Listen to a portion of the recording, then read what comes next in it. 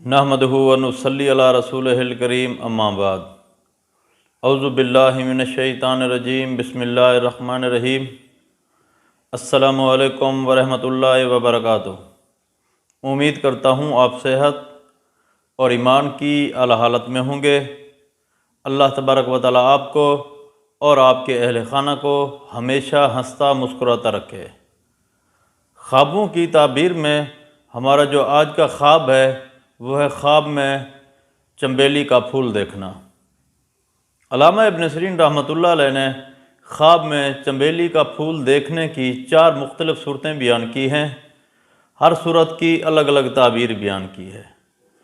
مثلاً خواب میں چنبیلی کا پھول دیکھنا، خواب میں چنبیلی کا پودا دیکھنا، خواب میں گلدستہ دیکھنا، یا خواب میں کوئی عورت دیکھے کہ اس نے چنبیلی کے پودے سے یا درخت سے چنبیلی کے پھول چن کر اپنے خاوند کو دیے ہیں۔ اگر آپ ان صورتوں کی تعبیر جاننا چاہتے ہیں یا ان سے ملتی جلتی کسی اور صورت کی تعبیر جاننا چاہتے ہیں تو اس ویڈیو کو آخر تک ضرور دیکھیں۔ اور اگر آپ نے ابھی تک ہمارے یوٹیوب چینل خواب کی حقیقت کو سبسکرائب نہیں کیا تو پہلے سبسکرائب کر لیں تاکہ ہماری اگلی آنے والی ویڈیو آپ تک پہنچ سکے۔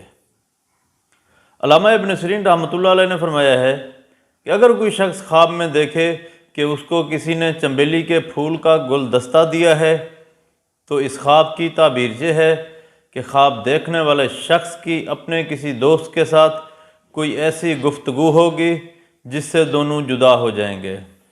اگر کوئی عورت خواب میں دیکھے کہ اس نے خواب میں چنبیلی کے درخت سے پھول چن کر اپنے خاوند کو دیے ہیں تو اس خواب کی تعبیر یہ ہے کہ خواب دیکھنے والی عورت کو اس کا خاوند طلاق دے گا۔